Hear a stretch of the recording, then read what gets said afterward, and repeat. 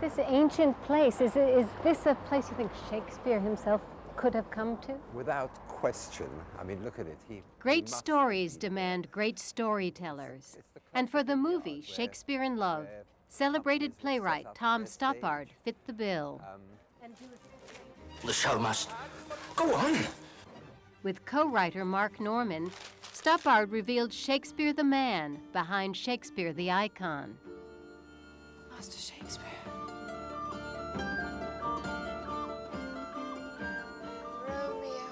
Romeo, a young man of Verona.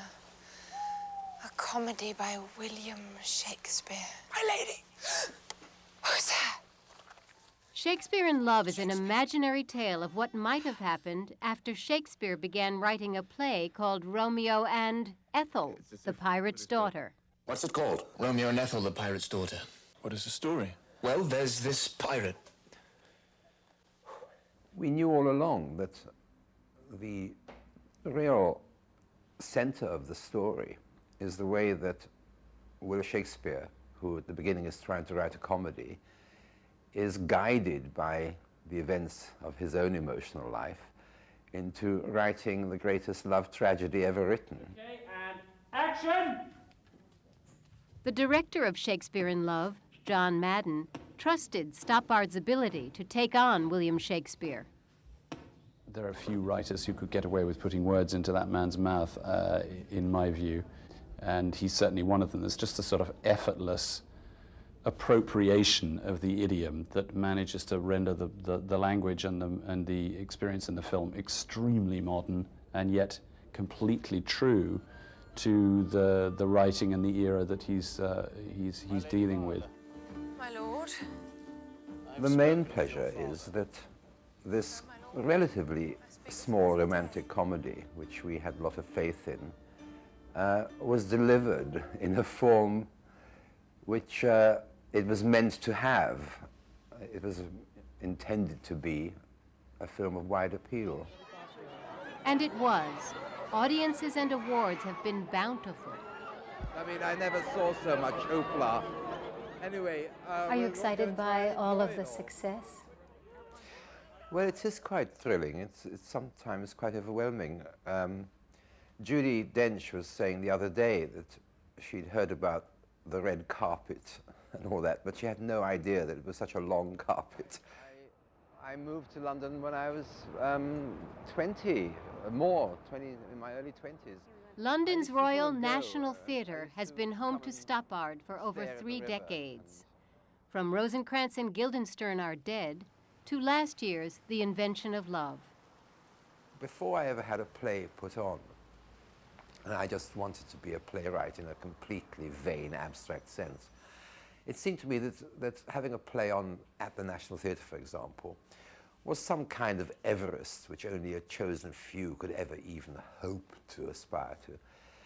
And the first time I had a play on at the National Theatre, I sort of stood at the back, and I just thought, oh, I see, now I get it. It's actually, it turns out to be something which can happen to people like me, not only to people like them. So you make this adjustment. You don't suddenly feel that you've joined the pantheon. If anything, the mountain has simply shrunk to a point where you can just step on it and you think, oh, how disappointing. For decades, Tom Stoppard has been thought of as one of England's greatest playwrights. In fact, he was born in Czechoslovakia and fled from Hitler with his family to Singapore. And when the Japanese entered the Second World War and they were converging on Singapore, the women and children were put on boats. And I think that the boat we were on was supposed to go to Australia, but in fact didn't and went to India. And the consequence was that my Czech father was killed in Singapore, not actually in Singapore. He was on a boat which got bombed and so on, but he died during the next few weeks, really. Many thought Stoppard's screenplay for Steven Spielberg's Empire of the Sun was based on those personal experiences. But Stoppard adapted that story of a young boy in a Japanese concentration camp from a novel by J.G. Ballard. Stoppard has yet to write an autobiographical work. When the regimes started to crumble in Eastern Europe, I began to find out much more about my own personal background than I had ever known before. For instance, that his mother downplayed their Jewish heritage. She had a completely practical sense, which I think was misplaced, that bringing her two little boys to England, she felt that we would have a hard time at school and so on if we were Jewish. I think she was completely wrong. I never really gave that a lot of thought until I was grown up.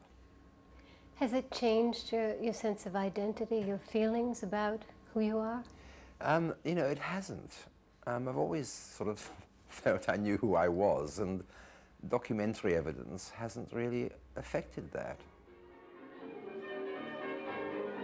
Currently, Stoppard's play Indian Ink is having its American premiere in San Francisco, hoping to follow the success of such plays as The Real Thing and Arcadia. Are you writing a poem about India, Flora? Trying to. Kipling! There's a poet.